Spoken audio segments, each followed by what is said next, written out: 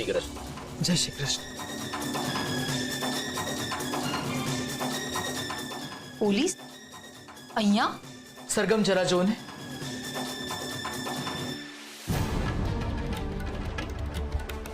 આયાન અને અંશોયા કોણ છે?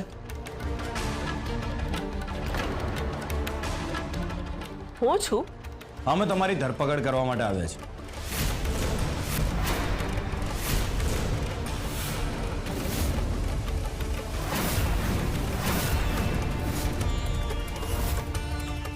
પણ કેમ, શું થયું છે? લજ્જા ઝવેરીને ગુમ કરવાના આરોપમાં તમારી ધરપકડ થઈ છે. પણ મેં લજ્જાબેનને ગાયબ નથી કર્યા. મારો વિશ્વાસ કરો. જુઓ, પહેલા પણ તમે લજ્જા ઝવેરીને મારવા માટે પ્રયત્ન કર્યો છે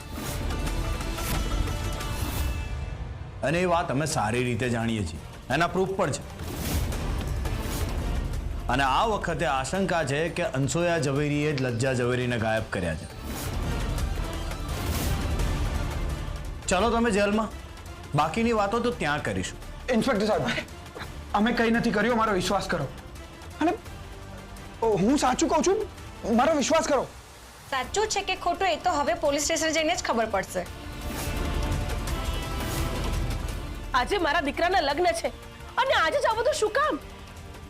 ઇન્સ્પેક્ટર સાહેબ, હમણાં આ લોકોના લગ્ન થયા છે અને તમે આ લોકોને લગ્નમાંથી લઈ જશો? ફરિયાદ આવી છે એટલે અમારે અમારું કામ કરવું જ પડશે. પણ આ ફરિયાદ કરી છે કોણે? પોખરાજ ઝવેરીએ. શું? પોખરાજ અંકલે?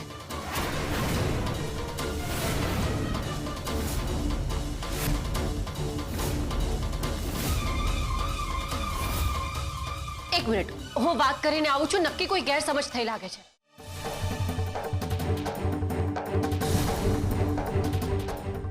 કોઈ ગેરસમજ નથી ઇન્સ્પેક્ટર સર. મારા પપ્પાએ જ ફરિયાદ કરી છે અને એ જ સાચું છે.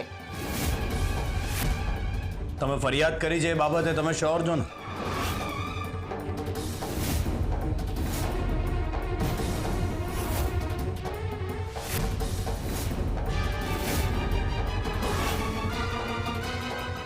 હા, મેં જ ફરિયાદ કરી છે. અંશુએ એકવાર મારી પત્નીને મારવાનો પ્રયત્ન કર્યો હતો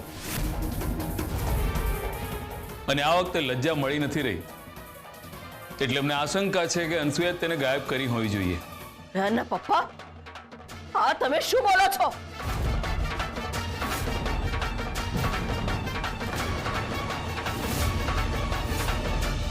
પોખરાજ અંકલ?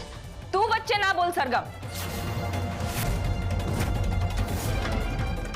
સર, આ બધું જે થઈ રહ્યું છે બધું ફેમિલી મેટર છે.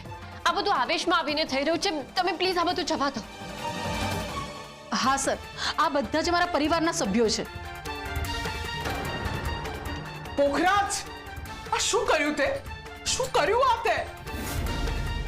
મોટી બા, પપ્પાએ નહીં, મેં કર્યું છે.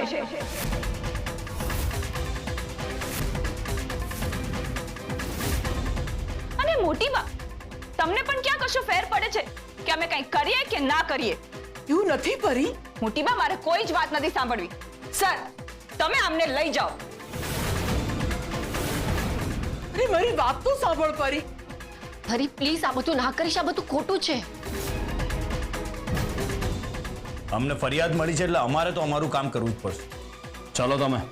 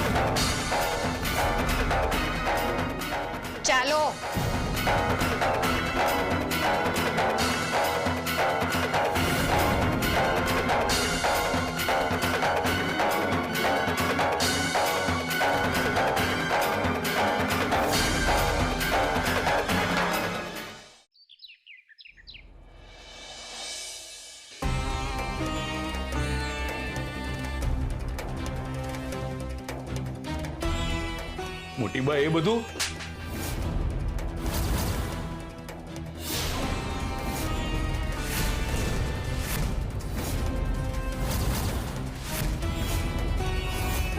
ચૂપ, એકદમ ચૂપ. પહેલાથી જ ઘણી બધી સ્ત્રીઓનું જીવન બગાડ્યું છે તે. હવે બગાડવામાં બાકી શું છે? અનસુયા બહુ તૂટી ગયા છે. પોખરાજ આવું શું કામ કર્યું તે? મારા કારણે. તારા એટલે તે કહ્યું પોખરાજને? હા, કહ્યું. કારણ કે એ લોકો એ જ લાયક છે. અરે પરી, તું નાની છે, તું નાદાન છે, પણ પોખરાજ તું તો સમજદાર છે ને? મોટી બા આ બધું મેં મારા બાળકો માટે કર્યું છે. અરે પોખરાજ, બાળકોની જીદમાં એટલા પણ આંધળા ના થઈ જવાય કે આપણે શું કરીએ છીએ સાચું છે કે ખોટું છે આપણે એ જ ભૂલી જઈએ. અનસુયા વહુના જીવનમાં પહેલાથી જ બહુ બધું બગડેલું છે. એમને એકમાત્ર આશા હતી એ તારી, કે તું ઘરમાં આવીને બધું ધીમે ધીમે ઠીક કરી દઈશ. પણ તારા ઘરમાં પાછા આવવાથી શું થયું? આ ઘર નથી રહ્યું, કુરુક્ષેત્ર બની ગયું છે. અરે પોતાના જ પરિવારના સભ્યો સામે થઈને એકબીજાને નીચા દેખાડવા મથ્યા છે. પોખરાજ, શરમ નથી આવતી તને? આ રીતના કેસમાં તમે બે નિર્દોષ વ્યક્તિઓને સજા આપી છે. ઓલરેડી અનસુયા આંટી અને આન ઘણું બધું ભોગવી ચૂક્યા છે અને આ બધું કરીને તમે એમને વધારે દુખી કરી રહ્યા છો. પરી, તે પહેલેથી જ અયાન અને અનસુયાબેન સાથે બહુ જ ખરાબ વર્તન કર્યું છે. આ બધું કરીને તું એમના મનમાં નફરત વધારી રહી છે. મને થોડી ખબર હતી કે ઘરના બધા જ એક થઈ જશે. અરે તું કેમ આવી થઈ ગઈ છે? સરગમ, તું કેમ આવી થઈ ગઈ છે? હું ફક્ત ન્યાયના પક્ષમાં છું. સરગમ, તું અન્યાયને ન્યાય સમજી રહી છે. તમારે શું કરવાનું? તું જેવું વિચારે છે એવું નથી પરી. સરગમ, ક્યારેક તારા માટે હું કેટલી ઇમ્પોર્ટન્ટ હતી ને અત્યારે તું મને જ સમજાવે છે. એ લોકોના કારણે મને પ્રેમ કરનાર લોકો મારાથી છીનવાઈ ગયા. પરી, પરી. પોખરાજ, આ બંનેને જેલમાં તે મોકલ્યા છે ને? હવે તું જ આ બંનેને છોડાવીને લાવીશ. મોટી બા પણ પરીનું બધું જોઈ લઈશું અમે. તને જેટલું કહ્યું છે એટલું કર. જા જા પોખરાજ.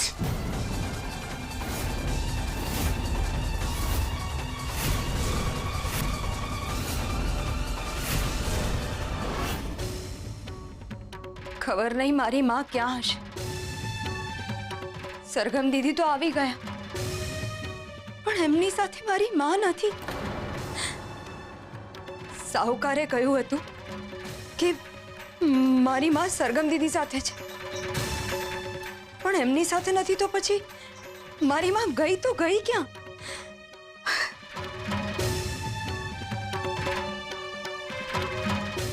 ઉપાડ ફોન, ઉપાડ.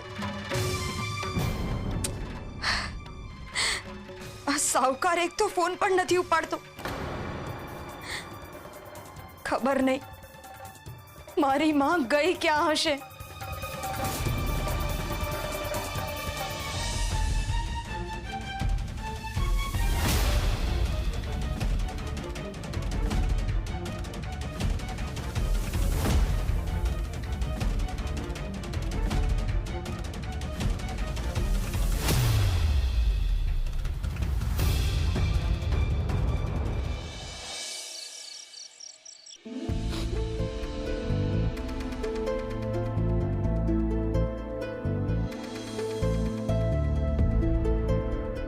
બેટા, આજે થયું એ સારું નથી થયું. મારા કર્મોની સજા તું પણ ભોગવી રહ્યો છે. મમ્મી, મને ખબર નહોતી કે પોતાના હકની લડાઈ આટલી અઘરી બની જશે. પોતાના પરિવારના જ લોકો દુશ્મન થઈને બેઠા છે. અરે પપ્પા આવું કરશે? મને એમ હતું કે આજે નહીં તો કાલે તારા પપ્પાના મનમાં આપણા માટે લાગણી ઊભી થશે. પણ હું ખોટી પડી. મેં જે ભોગ્યું એ તારી સાથે થયું અને થઈ રહ્યું છે. હું ખોટી પડી, તદ્દન ખોટી પડી.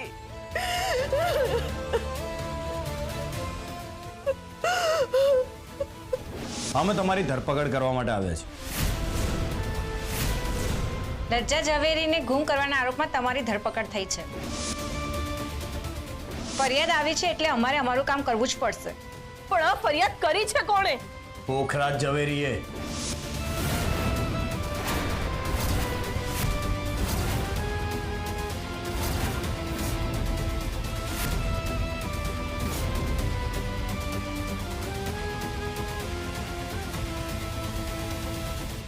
મમ્મી, આ જે કંઈ આજે થયું છે ને એ બધું જ ભૂલી જા. અને તું છે ને અત્યારે આરામ કર. હું છે ને બહુ જ જલ્દી વિકલ્પ શોધી રહ્યો છું કે આપણે ક્યાંક બીજે રહેવા જતા રહી. ના બેટા, પરિસ્થિતિથી ભાગી જવું એમાં સમસ્યાનું સમાધાન નહીં થાય. હવે એવું કરવું પડશે કે તારા પપ્પાનું હૃદય પીગળે અને આપણને સ્વીકારે. મમ્મી, મને નથી લાગતું કે એ શક્ય બને. કારણ કે પપ્પાનો પ્રેમ મેળવવાનો તો હું બહુ જ પહેલા ભૂલી ગયો છું. મને તો હવે ખબર પણ નથી કે પપ્પાનો પ્રેમ મારા નસીબમાં જ છે કે નહીં.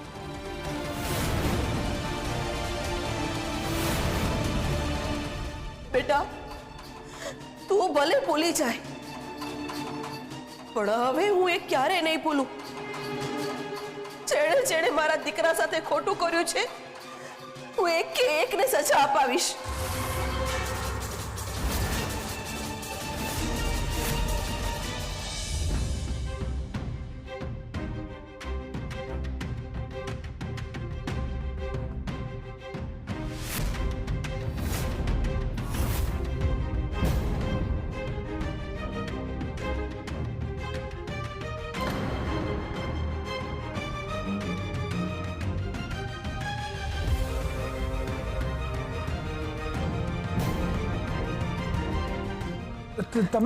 તમે ડરો નહીં.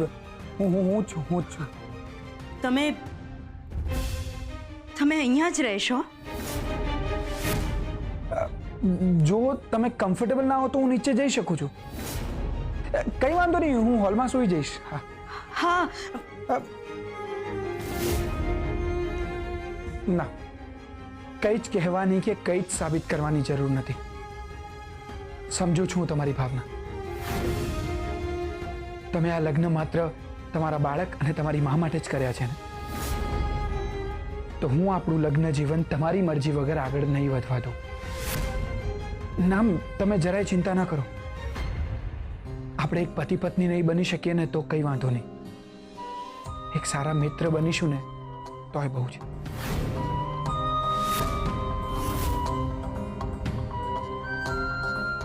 શુભરાત્રી.